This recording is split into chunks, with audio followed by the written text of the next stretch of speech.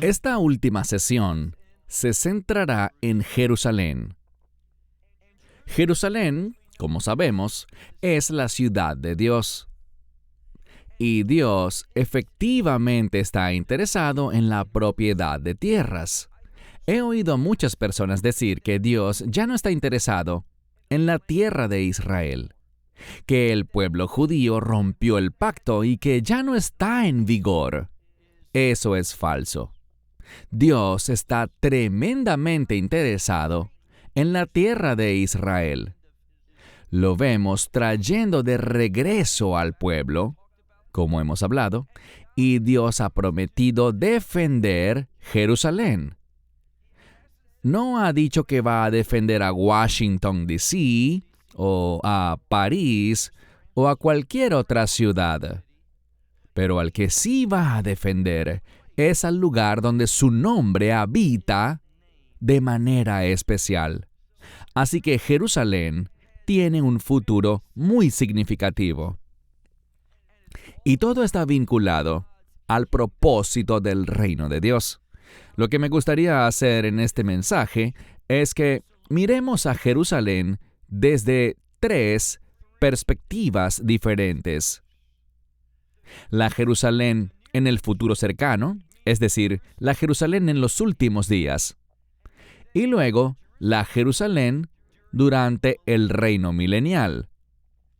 Vaya que será un tiempo especial ese reino milenial. Tristemente, hoy en día, de hecho, dentro de la iglesia evangélica, la visión más común hoy en día, que desafortunadamente sigue creciendo, es que el reino milenial no existe. Gran parte de la iglesia niega lo que la Biblia revela y promete. Y por supuesto hablo del reino milenial. Mucha gente dirá, es que yo soy premilenial. Aquí está el problema. Lo que ellos hacen es simplemente hablar del milenio como si fuera el reino de Dios. Y dicen, es que el Mesías regresará antes del establecimiento del reino. No quieren hacer una distinción entre el reino milenial y la tercera etapa de Jerusalén de la que vamos a hablar. Está la Jerusalén cercana, que es la Jerusalén de los últimos días, luego el reino milenial y finalmente la nueva Jerusalén. Vamos a estudiar esos 3 periodos de tiempo distintos, lo que sucederá, lo que Dios estará haciendo y lo que Cristo va a producir durante estos 3 periodos distintos. En cuanto a la Jerusalén cercana, lo que sucederá con ella, se avecina un tiempo extremadamente difícil. Pienso en el libro de Apocalipsis que habla de Jerusalén en los últimos días y usa el término Sodoma y Egipto. No es un término que halague mucho a Jerusalén, eso de Sodoma y Egipto. Nos habla de que en los últimos días, Jerusalén estará muy, pero muy alejada de los propósitos de Dios. Pero tenemos buenas noticias. Dios es fiel y Él trabajará para lograr el cambio. Uno de los instrumentos principales que Dios usará para lograr cambios entre su pueblo será la persecución, la dificultad, el sufrimiento. Cuando realmente estás pasando por un momento difícil, una experiencia dolorosa, tendemos a volvernos a Dios, tendemos a buscarlo. Y Dios sabe que Israel, y me refiero al pueblo judío, necesita buscar a Dios. Y lo harán. Así que, cuando miramos a Jerusalén en el futuro cercano, vemos que habrá un tiempo de inestabilidad mundial. Debemos recordarlo porque eso es lo que el Mesías enseñó sobre esos dolores de parto, ese principio de dolores.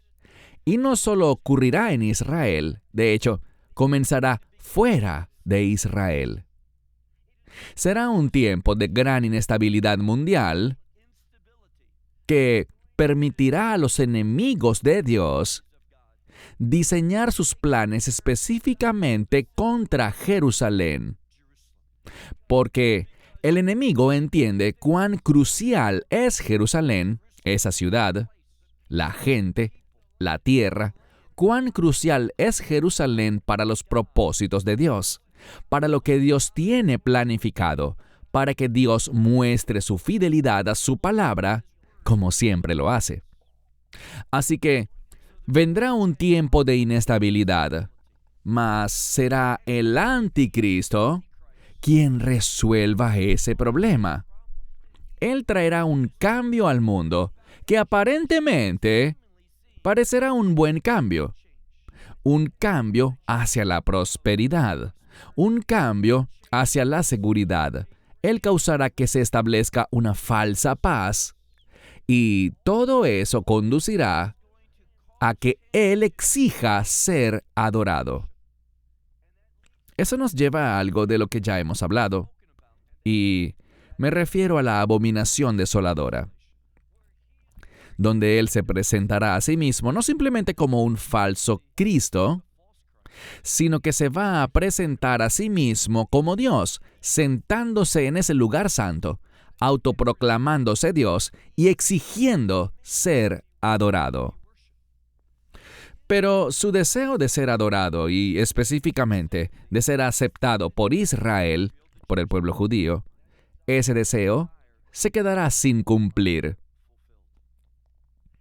Por lo tanto, como ya comentamos, viene un tiempo de hostilidad. El anticristo, que será rechazado por Israel, llevará a cabo el peor tiempo en la historia para el pueblo judío. Un tiempo de sufrimiento, de muerte y de destrucción. Y todo eso se enfocará en un lugar determinado. Una de las maneras en que podemos referirnos a este lugar es un término que seguramente has oído, Jezreel. Es un término en hebreo que está compuesto por dos palabras hebreas. En hebreo decimos Yisrael, no Jezreel, sino Yisrael. Y está compuesto por dos palabras, la palabra para sembrar o plantar, cuyo sustantivo es semilla, así que habla de sembrar la semilla, y luego menciona a Dios, Yisrael, Dios plantando la semilla. Y no está hablando de un tema de agricultura, sino que está hablando de plantar una vez más al pueblo en la tierra. Él lo hará debido a quien Él es. Y vemos que esta área conocida como Jezreel tiene además otro nombre. Proféticamente este lugar también se llama el Valle de Josafat. Y todas estas palabras tienen significado. El término Josafat o Yahoshafat se relaciona con Jehová. Yahoshafat viene de Yahó o Jehová y Shafat a juzgado. Es el valle donde Dios juzgará. Puede que también lo conozcas por otro nombre. Ese nombre es Armagedón. Vemos que en ese lugar, y si saben algo de su geografía, si quisieras invadir Israel y vienes desde el norte, que es desde donde un ejército inmenso lo haría, tendrías que venir y la primera parada que harías después de entrar a la tierra es un lugar muy conocido. Y me refiero a Hatzor o Hazor. Recuerden que en los días de Josué, cuando Josué conquistó la tierra, después de hacerlo en Jericó, subió y rodeó, y entró por el norte, y llegó a ese lugar donde fueron victoriosos.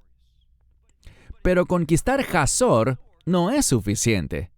Aún estás lejos de la capital, así que debes avanzar hasta llegar a Bet-Shean.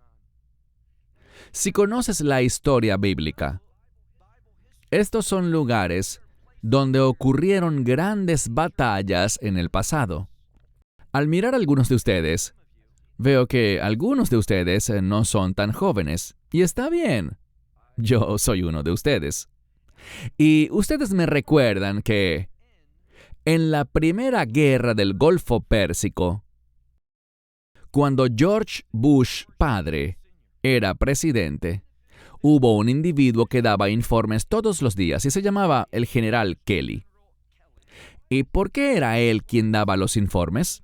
Porque en ese momento él era el máximo comandante aliado sobre todo el Medio Oriente, así que él conocía bien el área. Y en Israel sabemos algo muy interesante sobre él. Kelly vino a Israel con una asignación, que se trataba de escribir un informe sobre la seguridad de Israel, lo que Israel necesita para estar a salvo del enemigo. El general llegó a Israel. El gobierno israelí tenía un helicóptero a su disposición. Llegó y se hospedó en ese gran hotel, el Hotel Rey David, en Jerusalén. Y estaban esperando que saliera para llevarlo en un hermoso automóvil al helicóptero que se le había designado. Pero adivinen qué. Él nunca salió del hotel. Nunca. Lo que pidió fue un mapa. Un mapa que mostrara las colinas, montañas y valles, las carreteras y todo lo demás. Le trajeron el mapa y le dijeron, lo sentimos, pero solo tenemos mapas en hebreo. No los tenemos en inglés. Y él dijo, está bien, eso no es importante. Luego sacó esos pequeños alfileres con banderitas que todos hemos visto en películas y empezó a ponerlos en el mapa. Él dijo, ¿saben? Yo no leo hebreo y no sé qué lugares son estos, pero puedo decirles algo. Estos son los lugares donde, si revisan su Biblia, ocurrieron algunas de las batallas más importantes. ¿Y saben qué? Tenía razón. ¿Por qué? Porque era un experto militar. Él podía ver los lugares clave. Y puso un pin en Hatzor, puso otro pin en Bet-Shean, y en Bet-Shean debes tomar una decisión. Tienes que decidir si continuarás por la carretera del valle del río Jordán o si girarás hacia el interior, si girarás hacia la costa. Un ejército numeroso tendría que girar hacia el interior porque esa carretera del valle del río Jordán es muy estrecha. Un gran ejército no podría y no tomaría ese camino, por lo que girarían hacia el interior, y la siguiente parada es un lugar llamado Har Megiddo, también conocido como Armagedón o Jezreel, o el Valle de Josafat. Si pasas por allí, si conquistas esa área, es un viaje directo a lo largo de la costa del Mediterráneo hasta que llegues a la subida hacia Jerusalén. Jerusalén no quiere defenderse cerca de Jerusalén, sino en Megiddo o en Armagedón. Allí es donde harían esa última fortaleza. Lo que la Escritura nos dice es esto: que el enemigo entrará por el norte e Israel será debilitado por ese enemigo. Ellos serán derrotados probablemente en Hatzor, en Bet-Shean, y luego la última fortaleza estará en Armagedón, en Jezreel, en ese valle llamado Josafat, que significa el Señor juzgará. Y será en ese lugar donde el Mesías regresará, y estamos hablando de su segunda venida. Allí Él derrotará al enemigo. Bien, me hicieron una pregunta hoy más temprano con respecto al regreso del Mesías. La pregunta se basaba en Isaías 63, y le respondí que comentaría sobre eso ahora. Lo que sabemos es que el Mesías visitará 3 lugares en su segunda venida. Él cumplirá esa profecía cerca de Bosra, esa montaña de Edom, Har Sair. Él va a destruir a Edom. Edom se relaciona con los descendientes de Esaú. Esaú no estaba interesado en su llamado, en su primogenitura, en la herencia del Señor. Recuerden lo que dice en el libro de Génesis capítulo 25. Él dice, ¿qué es esta primogenitura para mí? Literalmente puedes entender eso como, ¿de qué me sirve a mí esta primogenitura? Pero es que no era para él, era para que él fuese usado por Dios y se convirtiera en una bendición para el mundo. Pero a Esaú no le interesaba eso. Edom, el pueblo que descendió de Esaú, es rebelde por naturaleza. Las personas leerán en el libro de Romanos capítulo 9 esa famosa escritura que dice, a Esaú he aborrecido, pero a Jacob he amado. Bien, si crees en la teología reformada, en la que yo no creo, ellos te dirán que esa fue simplemente la elección soberana de Dios. Él eligió a Jacob y rechazó a Esaú. Pero tienes que hacer algo. Verán, esa cita del Antiguo Testamento no se produce de la nada. Tenemos que analizar el contexto. ¿Por qué fue que Dios le dijo a Esaú, te aborrezco? ¿Fue solo por su elección? Él simplemente dijo, ¿me he predestinado para odiar a Esaú y amar a Jacob? No, eso no es lo que dice la Biblia en lo absoluto. Lo que dice es esto. Dios le habla a Edom y Dios, como puedes leer en Malaquías capítulo 1, Dios está en contra de los propósitos de Esaú porque no reflejan su voluntad, así como Esaú no estaba interesado en los propósitos de Dios. Y Dios dice, puedes construir, pero yo lo voy a derribar. Estoy en contra de tus propósitos, Esaú. ¿Y qué dice Edom? Bueno, Dios, puedes derribarlo, pero vamos a regresar y vamos a reconstruir. Como verán, Esaú tiene un espíritu rebelde. Esaú quiere lo que quiere y no está dispuesto a ceder. Y Dios odia un espíritu así. Dios se opone radicalmente a tal espíritu. Y ese espíritu de Esaú, que quiere lo que quiere, es el mismo espíritu idólatra que el imperio del anticristo poseerá. Entonces, cuando el Mesías regrese, irá primero al monte llamado Seir, el monte de Esaú. Luego, él se trasladará, luego de derrotar a Esaú o a Edom, él se trasladará al valle de Jehoshafat, donde manifestará el juicio de Dios sobre este gran ejército que estará invadiendo a Israel desde el norte. Y esto lo vemos en el pasaje que dice que la sangre de ese ejército fluirá por aproximadamente 200 millas y ascenderá hasta los frenos de los caballos. ¿Quién provocará todo esto? Jesucristo. Entiéndelo. El mismo Salvador de la Biblia. Él no tolera la rebeldía. Él no recompensa al espíritu desafiante. Y el tercer lugar y último al que irá es al monte de los olivos. Y vendrá al monte de los olivos en un espíritu de victoria. ¿Recuerdan lo que dijo el Mesías en el libro de Hechos capítulo 1, cuando ascendió? Leemos en la Escritura que de la misma manera en que ascendió de vuelta a los cielos, Él regresará. Y los teólogos te dirán que hay una relación teológica muy estrecha entre la resurrección. ¿Qué nos presenta la resurrección? ¿Qué nos proclama? Victoria.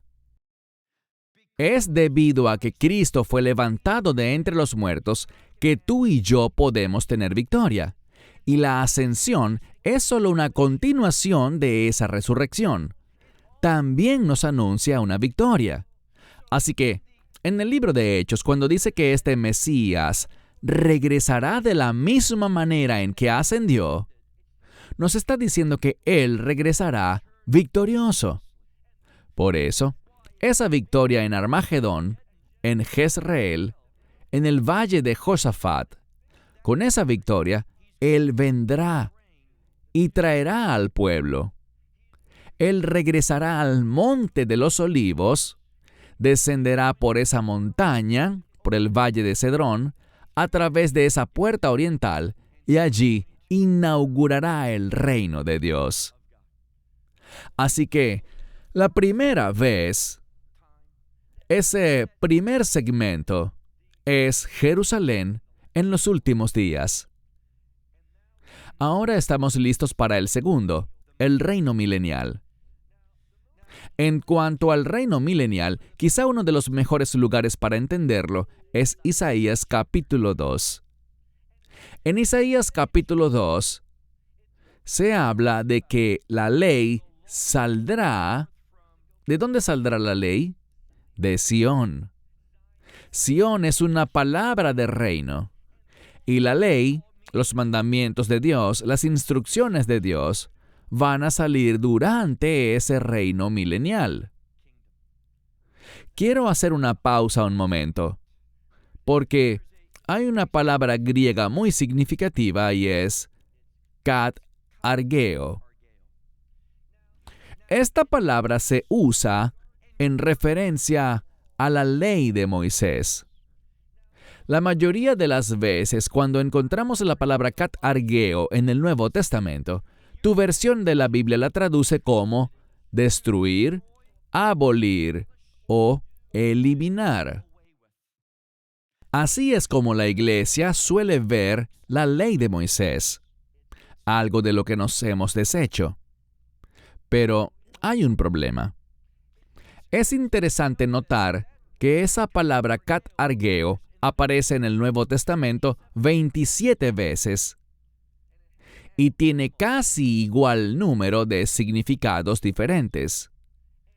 Cualquiera que estudie seriamente la Biblia te dirá que cuando encuentras una palabra que se traduce de manera tan diferente, con tal variedad de definiciones y significados, cuando se define de manera tan distinta, por lo general es una señal de que los traductores realmente no entienden lo que significa. Porque sabemos lo que el Mesías dijo, y yo le doy mucho más peso a las enseñanzas del Mesías que al trabajo de traducción de hombres y mujeres. Y lo que vemos aquí en las Escrituras es esto. El Mesías, en el Sermón del Monte, Mateo capítulo 5, desde el versículo 17, ¿qué dice? Dice, no piensen que he venido a abolir la ley.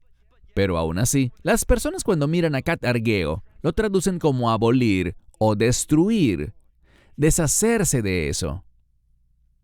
Pero el Mesías dijo que hasta que haya un cielo nuevo y una tierra nueva, ni una jota ni una tilde pasarán. ¿Hasta cuándo? Hasta que todo se haya cumplido. ¿Alguna vez te has preguntado qué quiere decir con que todo se haya cumplido? Todo tiene que ver con todas sus promesas de reino, con Dios estableciendo todo lo que prometió que haría. La Torá será relevante. La Torá no nos hace salvos, pero la Torá fue relevante y sigue siendo relevante hoy. Pero esto es lo que debemos ver. Esa palabra kat argeo se usa fuera de la Biblia de una manera muy precisa. Se usa para describir a un rey que está en el exilio. Él sigue siendo rey, pero no está funcionando como rey porque no está en su palacio, no está en esa nación, ha sido obligado a irse. Pero cuando esa palabra katargeo se usa para describir a un rey en exilio, escuchen bien esto, manifiesta una expectativa de que el rey regresará. Debemos tener una expectativa, basados en lo que acabo de compartirles en Isaías capítulo 2, donde dice que la ley saldrá de Sión y la palabra del Señor de Jerusalén.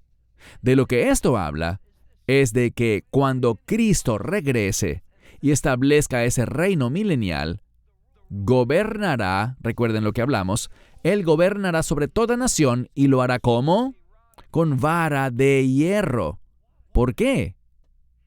Él va a imponer el cumplimiento de la Torá. Y cuando caminemos, recuerda ese versículo que compartí antes, Romanos 8:4. Cuando caminemos no en la carne, sino en el Espíritu, podemos cumplir la justicia de la ley. La Torá sigue siendo relevante. Cuando leemos y estudiamos la Torá, todavía nos enseña qué es correcto y lo que no es correcto. Pero en Isaías leemos que el monte del Señor será establecido como el monte principal, es decir, el gobierno de Dios. Y Dios gobernará porque la ley saldrá de Sión. ¿Qué es Sión? Es la Jerusalén redimida, la Jerusalén después de la segunda venida. Es cuando Jerusalén sea transformada, gracias a la redención de Dios, en una verdadera ciudad santa. Ya no será Sodoma y Egipto, sino que representará el carácter de Dios y la gloria de Dios. Así que, en ese reino milenial, la Torá será la norma para ese reino, la norma de ley. Y el Mesías la hará cumplir. Ahora, una de las preguntas más frecuentes que recibo es esta. ¿Se celebrarán sacrificios de animales en el reino milenial? Bueno, si leemos Ezequiel, sabemos que así será, ¿cierto? La gente dice, ¿por qué? Pensé que el sacrificio de Cristo, pensé que la cruz terminó con todos los sacrificios. Yo no recuerdo eso, pero esto es lo que debemos entender. Esos sacrificios que ocurrieron entre los patriarcas e incluso antes, durante los días de Job, por ejemplo, durante los días de Abraham, Yitzhak y Jacob, durante el tiempo de Israel, antes de que descendieran a Egipto, todos esos sacrificios apuntan hacia la cruz. De hecho, esos sacrificios que tuvieron lugar después del éxodo de Egipto, esos sacrificios en el tabernáculo y después del tabernáculo en el templo, no están de acuerdo en que todos esos sacrificios señalan a la cruz y a la suficiencia, la absoluta suficiencia de esa cruz, la que trae redención eterna. Eso es lo que hace la sangre de Cristo. Entonces, si su sacrificio trae redención eterna, ¿por qué necesitamos estos sacrificios en el reino milenial? Bien, respondamos eso. La mayoría de los teólogos que estudian esto dirán lo siguiente.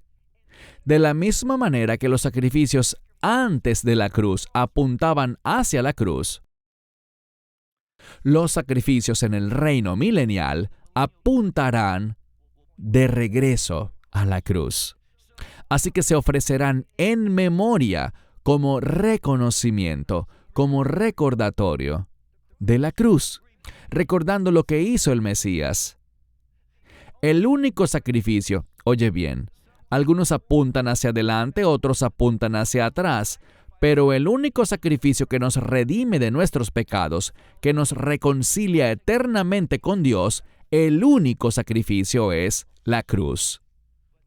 Pero el Mesías desea que esa cruz sea recordada. Porque, ¿qué está ocurriendo en el reino milenial? Bueno, la ley saldrá de Sión. ¿Cuál es el primer mandamiento en la Torá?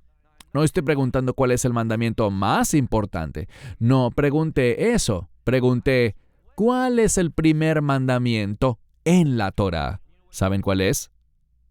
Parú urvú, que significa, sean fructíferos y multiplíquense. Ahora, aquellos de nosotros que estaremos en el reino milenial, los que somos parte de la iglesia que será llevada en el rapto, vamos a tener un cuerpo nuevo. No vamos a ser esposo y esposa, habrá una nueva realidad para nosotros. Y no vamos a poder tener hijos o procrear. Pero aquellos que lleguen a la fe después del rapto, y mi esperanza es que sean muchos, al menos estará ese tercio, un tercio remanente de Israel. Pero también habrá un remanente de las naciones, aquellos que subirán a Jerusalén y verán la segunda venida y sean testigos de la derrota de los enemigos de Dios, de los enemigos de Israel. Habrá un remanente que le dirá que no a lo que estarán haciendo. Ellos se arrepentirán y serán salvos. Y vemos que en el reino milenial, todos aquellos que estén vivos en el primer día del reino milenial serán creyentes. Pero aquellos que no fueron parte del rapto y no tienen su cuerpo glorificado todavía, serán capaces de procrear y tendrán hijos. La gente vivirá más tiempo en ese reino milenial. En Isaías leemos que alguien que muera a la edad de 100 años será considerado como un niño de 2 o 3 años que fallece. Así que la gente vivirá más tiempo, serán fructíferos, se multiplicarán, y este nuevo reino, el reino milenial, estará lleno de personas. Fíjense, en ese reino, lean lo que dice Isaías capítulo 9. Creo que es el verso 7 en tu Biblia, 6 en hebreo, pero 7 en tu Biblia. Dice que el Mesías establecerá ese reino, que será un reino de eternidad. Y dice allí que lo establecerá con justicia y rectitud. Lo más importante que debemos recordar es que ese reino que Él establecerá, que será un reino de justicia y rectitud, un reino que funcionará bajo el orden y los propósitos de Dios, será un reino que perdurará por 1000 años. Las buenas noticias sobre este reino es que Satanás, como hablamos antes, ¿dónde estará Satanás durante el reino milenial? Atado, en prisión. Y ese ángel, quien quiera que sea, ese ángel habrá sellado esa prisión. Pero las Escrituras dicen algo que a mí no me gusta.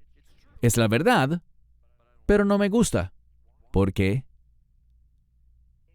En Apocalipsis capítulo 20 nos dice que al final de esos 1000 años es necesario, allí está esa palabra, ese término griego de 3 letras, dei. Es absolutamente necesario que él sea liberado. No me gusta eso. Déjenlo allí, eso es lo que yo diría. Pero Dios, que es perfecto, tiene un propósito. Dice que es necesario que él sea liberado por un corto tiempo. Él saldrá de esa prisión sin haber aprendido nada.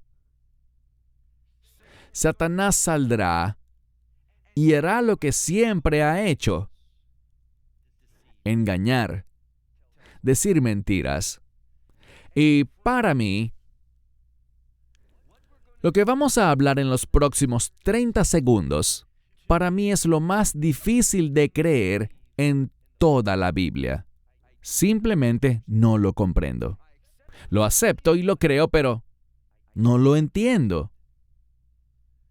Porque Aquellos que han vivido en ese reino de justicia y rectitud, en un reino perfecto, donde Cristo está gobernando con un gobierno perfecto, con equidad, donde todo es bueno, Satanás va a salir y le dirá a la gente: tú no tienes que seguirlo a él, tú no tienes que vivir en un reino así. Él va a mentir, como dice la Escritura, él saldrá para engañar, y habrá un número de individuos de los que nacerán durante el reino milenial, que vivirán toda su vida allí y que estarán de acuerdo con Satanás. Se unirán a él en un número que no puede ser contado. ¿Pueden imaginar eso? Después de experimentar al Rey de Reyes, su justicia, su rectitud, su gobierno perfecto, van a decir: no queremos eso. Y se unirán a Satanás. Van a salir del campamento de los santos, un término que me encanta, por cierto. Ellos no quieren estar con los santos. Ellos odian todo lo que los santos representan. Santo es todo aquello consagrado para Dios, pero ellos rechazan los propósitos de Dios. Así que ellos van a salir, van a reagruparse y van a volver para atacar el campamento de los santos. ¿Y qué ocurrirá? Fuego descenderá del cielo y los destruirá. Así nomás.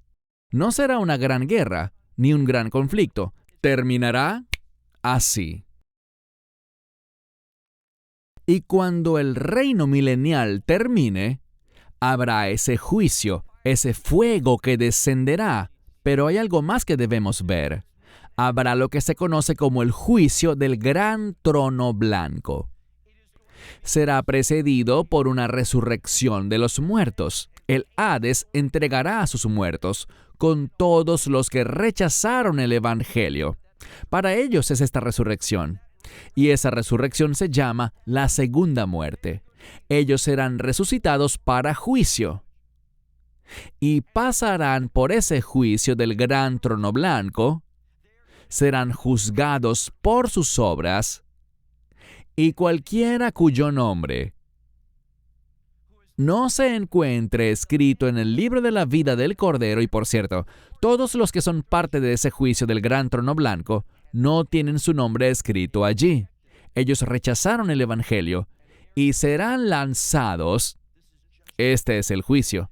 Ellos serán lanzados no al infierno, sino que el infierno será lanzado con todos sus habitantes al lago que arde con fuego y azufre.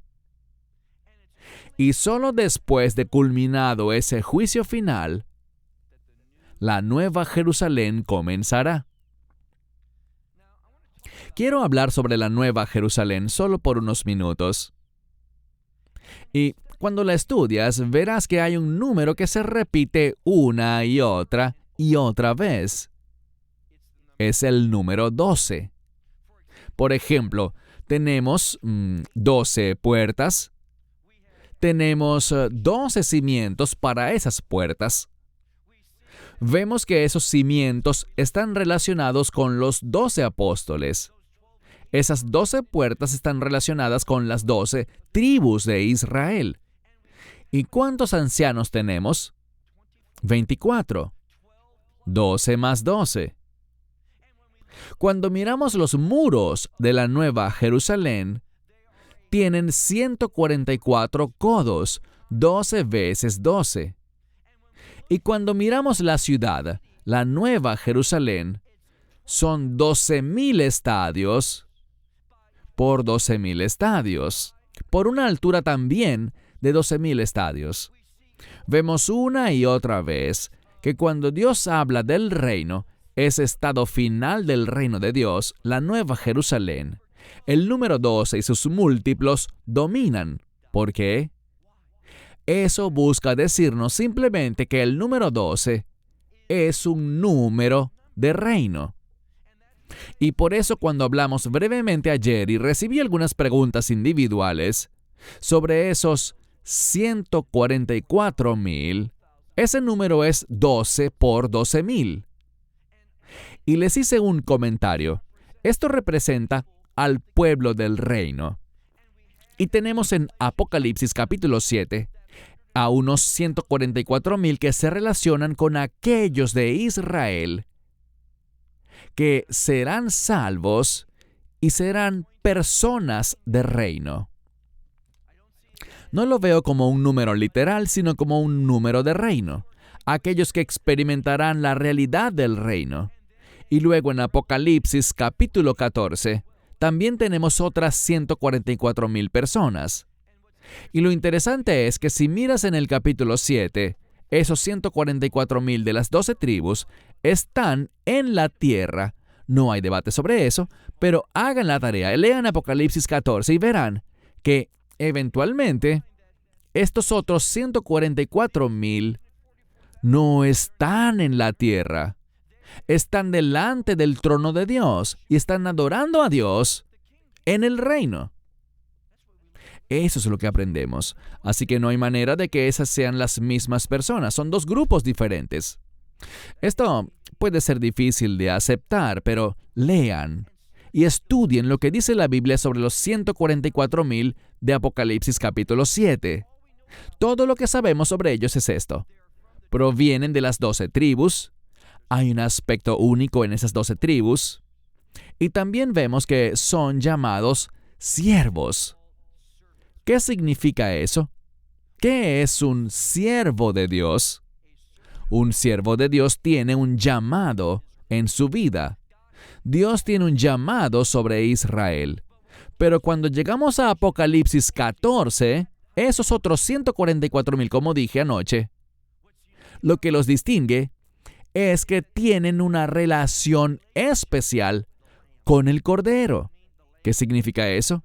¿Qué tipo de animal es el Cordero? Es un animal redentor. Y estas personas manifiestan su redención. Siguen al Cordero donde quiera que va y no están contaminados por la idolatría, por esa práctica y espíritu idólatra que dominará en los últimos días. Ellos no caerán en eso. Serán fieles. Ellos representan a aquellos que pertenecen al reino de todas las naciones. Ahora, cuando miramos el final del reino milenial, está ese juicio final y luego vemos un cambio. La Biblia habla de algo que puedes ver en Apocalipsis capítulo 21 y 22, y me refiero al cielo nuevo y la tierra nueva. Los términos cielo nuevo y tierra nueva son palabras bíblicas para referirse a la creación. Los rabinos hablan de la primera creación, que es donde estamos ahora mismo. Pero también vemos que Dios va a hacer algo. Lean, por ejemplo, Zacarías capítulo 12, verso 1. Dios hará algo. Él extenderá los cielos. Él establecerá la tierra, pero estos serán un cielo nuevo y una tierra nueva.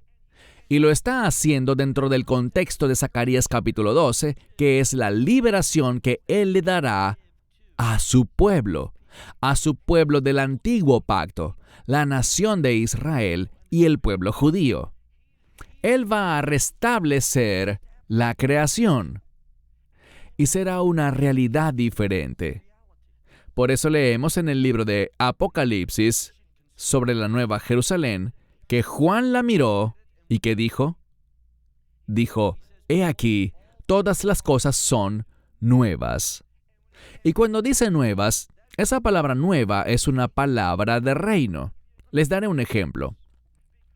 Ya que has aceptado el Evangelio, has entrado en el nuevo pacto. Nuevo. Ya que has aceptado el Evangelio y has entrado en ese nuevo pacto, has llegado a ser una nueva criatura. Y ya que eres una nueva criatura, podemos ser más específicos. Te has convertido, seas hombre o mujer, porque no se trata de tu sexo, te has convertido en un nuevo hombre. Cada vez que hablamos del reino, nos topamos con el término nuevo o palabras relacionadas. Nueva creación, has sido regenerado, has sido hecho de nuevo.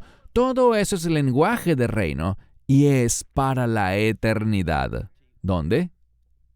en el reino de Dios. ¿Y cómo llamamos a ese estado final del reino? La Nueva Jerusalén. Y ese número 12 domina por una razón. Porque, ¿qué es lo que le interesa a Dios cuando miramos la Nueva Jerusalén? Y permíteme desviarme un segundo. Porque es muy popular, mencioné esto hace unos minutos, que las personas simplemente unan en un solo concepto al reino milenial y a la Nueva Jerusalén. Esa es la inclinación teológica común que está muy de moda hoy día. Ellos dicen que son premileniales cuando en realidad no creen en el milenio. Simplemente creen que hay un reino, claro que lo hay, pero no hacen la distinción de vida. ¿Por qué?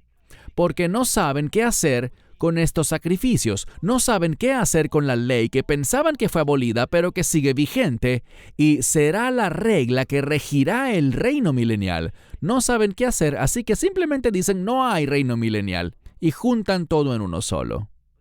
Pero hay un problema con eso.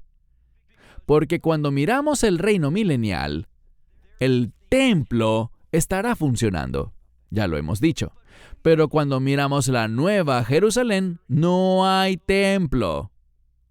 Cuando estudiamos el reino milenial, vemos sacrificios, mientras que en la Nueva Jerusalén no hay sacrificios. En la Nueva Jerusalén, todo será nuevo, es decir, diferente. Todo reflejará el carácter de ese reino, que es el carácter de Dios. Reflejará su gloria, su justicia, y esto es lo que debería emocionarte. Cuando miramos el reino, el milenio, todavía hay pecado. Donde hay pecado, hay enfermedad. Donde hay pecado, hay tristeza y hay muerte. Pero cuando miramos la Nueva Jerusalén, la Escritura nos dice que ya no habrá más llanto. Uno de los privilegios de los que gozamos hoy en día es el de orar por las personas. Y siempre sucede, no importa dónde estemos, a qué país vayamos, no hay diferencia. La gente se acerca, lucen cabizbajos y dicen, ¿orarías por mí? O tal vez, ¿orarías por mi esposa o por mis hijos? Tú les dices, claro que sí. Y lo siguiente que vemos son lágrimas. Porque su petición de oración se debe a que están sufriendo.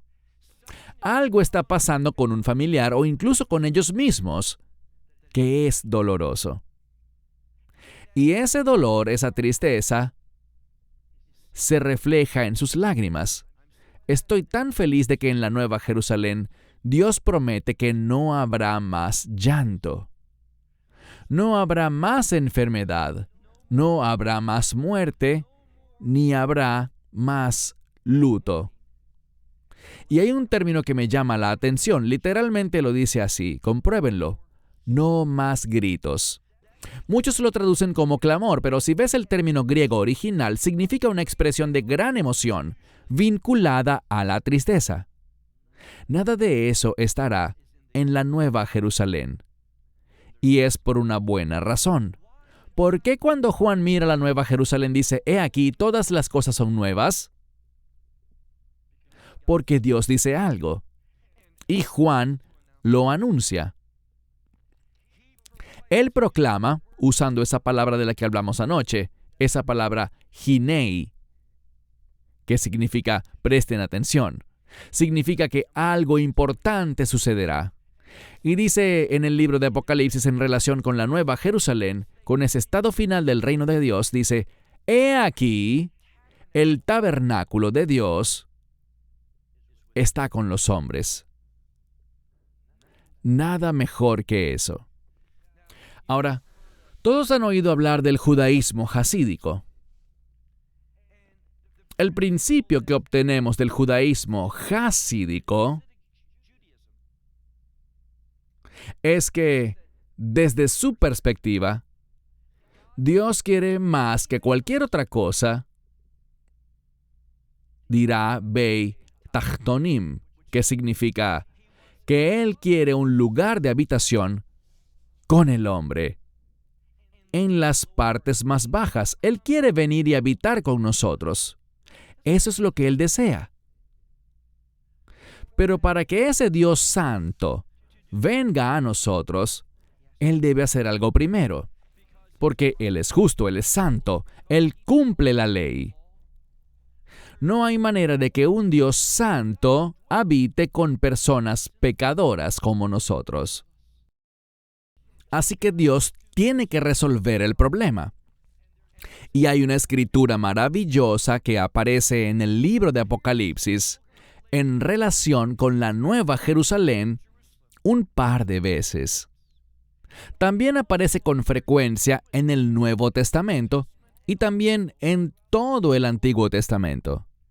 Cuando la oigas, la reconocerás. Dios dice: yo seré su Dios y ustedes serán mi pueblo. Eso solo es posible a través de la obra de redención. De hecho, los rabinos enseñan, y yo estoy de acuerdo, que esta declaración, yo seré su Dios y ustedes serán mi pueblo, es realmente la definición de redención. Es lo que la redención produce. Ahora, ¿recuerdan lo que les dije sobre Juan? Y cerraremos con esto. Juan tiene una tendencia a hablar de lo viejo, lo que él ha visto. Tiene la tendencia de tomar las escrituras del Antiguo Testamento y traerlas al Nuevo Testamento.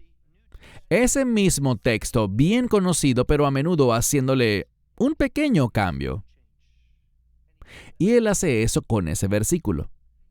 Lo menciona un par de veces y lo cita correctamente la mayoría de las veces. Yo seré su Dios y ustedes serán mi pueblo. Pero la última vez lo cambia. Dice, yo seré su Dios y él será mi hijo. Ahora, ¿por qué lo cambia? Porque esa palabra hijo se relaciona con algo y uno de los significados de la palabra hebrea para hijo, aunque esto es griego pero proviene de un pasaje del Antiguo Testamento en hebreo, uno de los significados de ese término hijo es heredero. Él quiere que sepamos que, porque Él es nuestro Dios, tenemos una herencia con Él. Y la única manera de tener esa herencia de reino es a través de la redención. Él conocía esa definición. Yo seré su Dios y ustedes serán mi pueblo. Pero a través de la redención, no solo somos traídos a la familia de Dios, sino que somos hechos herederos de las promesas de Dios, solo a través de la redención. Bien, es cierto que Dios da recompensas. Él nos bendice en esta era.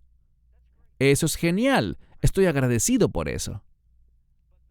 Pero las mejores bendiciones, las que deberíamos desear, las que deberíamos estar buscando, son las bendiciones del reino, porque esas son eternas.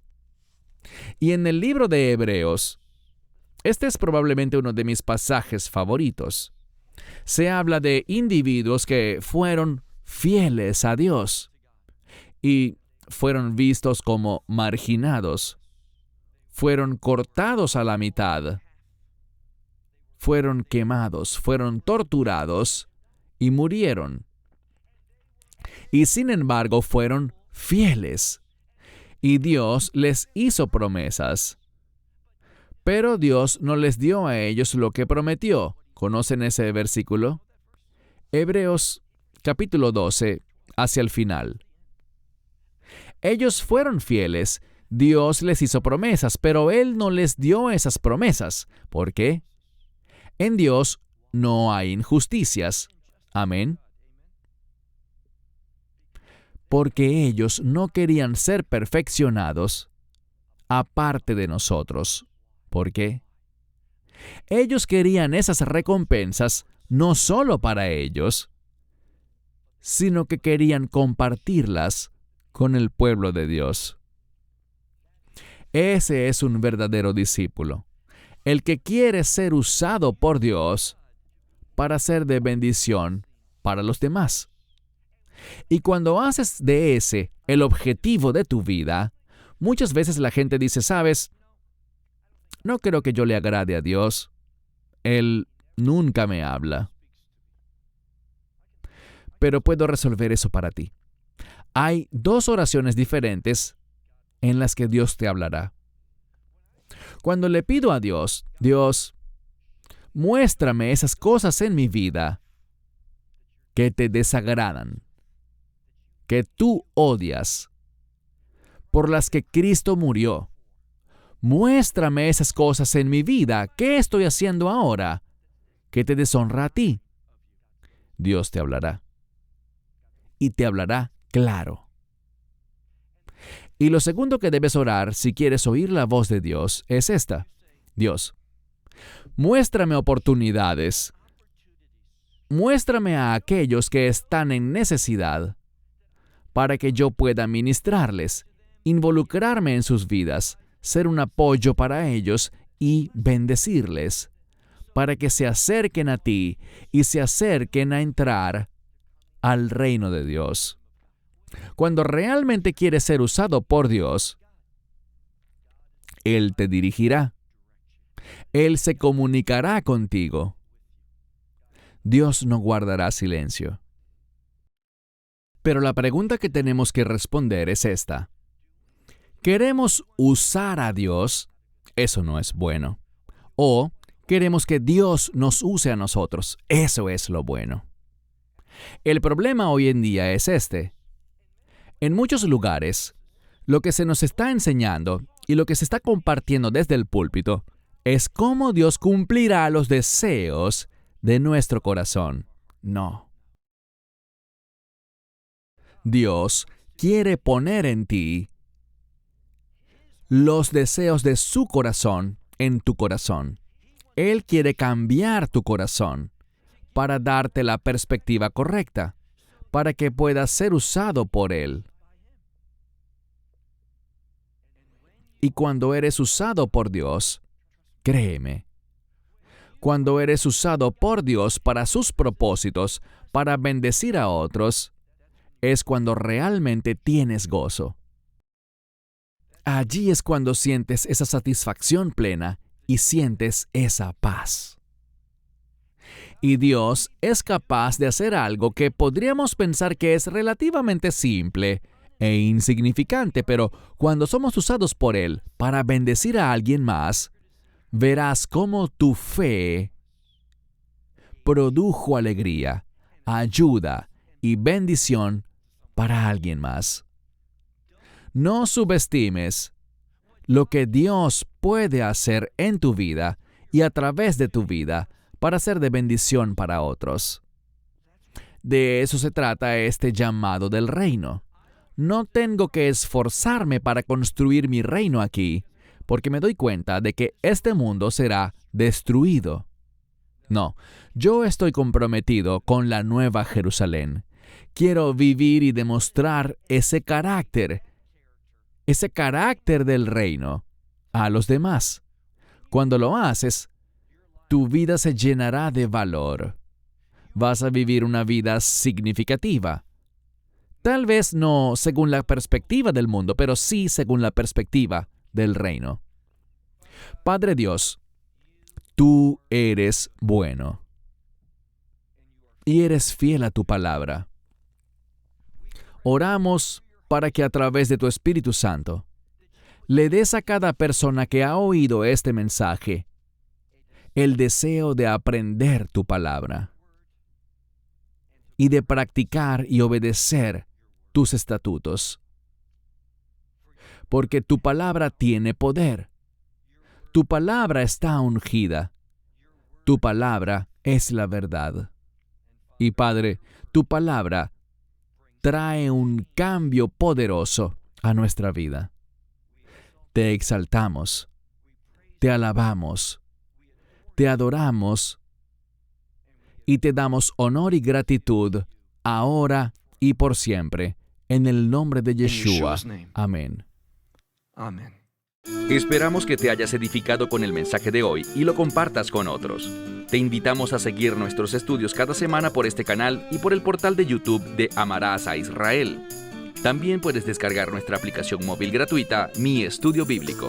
Finalmente, para obtener más información sobre nosotros, visita nuestra web amarasaisrael.org, donde encontrarás otras conferencias de Baruch en audio, video y texto. Hasta el próximo programa. Que el Señor te bendiga en Yeshua HaMashiach, Jesús el Mesías, mientras caminas con Él. Shalom desde Israel.